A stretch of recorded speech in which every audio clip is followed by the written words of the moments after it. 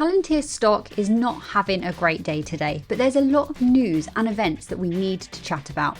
We are days out from the possible NHS contract announcement, and we have Alex Karp himself stating how Palantir's software is a necessity and other AI softwares may not be all that valuable. Hearing about whether or not Palantir get granted the NHS contract is potentially just days away, due on the 28th of September. There's a possibility that if no final decision has actually been made, then this announcement date could be pushed back. But this contract is worth $600 million over a 5-year time period, so it is very substantial.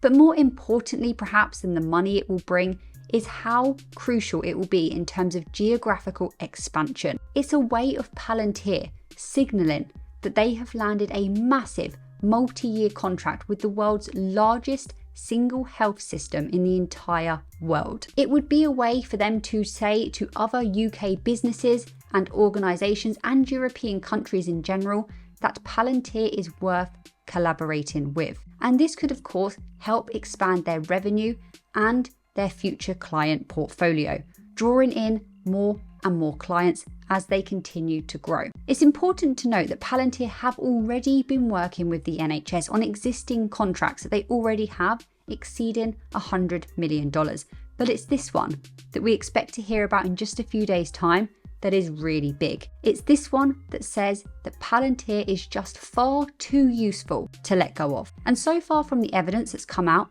they have been extremely helpful to the NHS. For example, we saw during the pandemic, Foundry helped to make sure ventilators and PPE were delivered to the right place at the right time. And also it helped to reduce the planned care backlog in hospitals in the NHS, where the waiting list was reduced by 28%. And for you guys listening that are in the UK, you know that that is quite a big deal. Reducing a waiting list by that much, some of these NHS waiting lists go on for years and years. People aren't able to find the care that they need. We also heard from an NHS staff say this: "The solution has been a game changer for me. It's helping me to do my job faster and more efficiently and has reduced my administrative burden. This will free up staff's time to do more valuable activities that actually help the end customer," which for the NHS is of course the patient. Now, I don't think that it will be a case of whether Palantir is useful enough or not, but more about the skepticism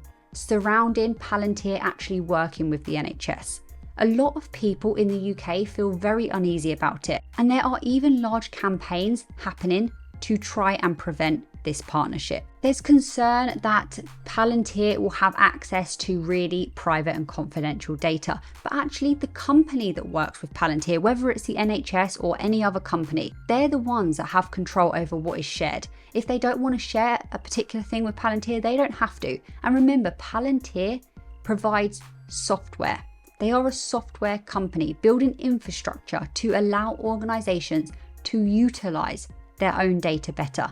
But of course, we're just going to have to wait and see what happens over the next few days. Aside from the NHS, Palantir have been proven critical in the healthcare sector in general. It's really a sector that they are excelling in. During AIP Conde Part 2, we heard from HCA Healthcare say this: "We've now scheduled over 100,000 shifts, approximately 6,000 hours of time saved on the nurse leaders. That led us into the concept of intelligent staffing, where we can balance shifts more accurately, but also close that loop and make the changes in real time. And then that opened up the possibilities of what else can this AIP system do to support our nurses in their workflow, which took us down this pathway of bedside shift report, where we can take another manual process, highly variable, highly important and risky part of care delivery, and apply technology and automation to help them do their job better, do it safer, and continue to return our nurses to the bedside so they can focus on taking care of patients." They have been able to make their business more efficient, and they've been scaling as well. During AIP Conde 1, they had 50 departments and 4 facilities using AIP. And then we saw during AIP Con 2, they had 150 departments and 9 facilities using the artificial intelligence platform offered by Palantir. And they are expecting 400 departments and 40 facilities by 2024. Would they be expanding this quickly if AIP wasn't proven to have massive positive implications for their business? Probably not. In fact, talking about AIP, Palantir are actually struggling to keep up with the demand for it right now. Of course, some critics will hone in on the fact that AIP is not currently monetized, meaning Palantir are not making any revenue from this. And analysts have been using this as a reason to downgrade the stock, saying there is a lack of monetization strategy for AIP. But it's Palantir's strategy to roll it out to current customers for free at no charge. Let these customers use it. Let it get integrated into their business. Let them really see the true value of AIP. And then they can turn on monetization at a later date. And they would expect to see incredible revenue growth when they decide to do this. Now, either they are very, very silly, or they know just how valuable it is. And they know that they have the upper hand when it comes to knowing that businesses will be willing to pay for it, as it is providing such business-changing outcomes that help to keep the business ahead of competition. It's those companies who have a moat and that become a necessity that stick around and do well. And Palantir are setting themselves up as a necessity rather than just being a nice to have. Companies and organizations will need a way to utilize vast amounts of data. And it's not just organizing it and maintaining the data, but they need to be able to make that data more valuable. The world has and is continuing to shift towards being data focused and data driven. There is no way companies won't have to start looking for methods and solutions to be able to keep up with this shift. And it's Palantir that is currently presenting one of the most attractive solutions for this. Alex, it's Sarah Eisen. It's great to hear this color and the philosophy behind how we think about AI and regulation. I'm curious, though, what it's going to mean for your business, because there has been a lot of enthusiasm and excitement in the market around Palantir as an AI play. What does growth look like from governments, from commercial, from international, as we adopt generative AI? I think for us and for everyone, what you're going to see is radical growth in the US, slower growth in Europe. Growth in the US because people are going to adopt the best, most robust, most useful technologies. So he thinks there will be radical growth to be seen in the US, but slower growth in Europe.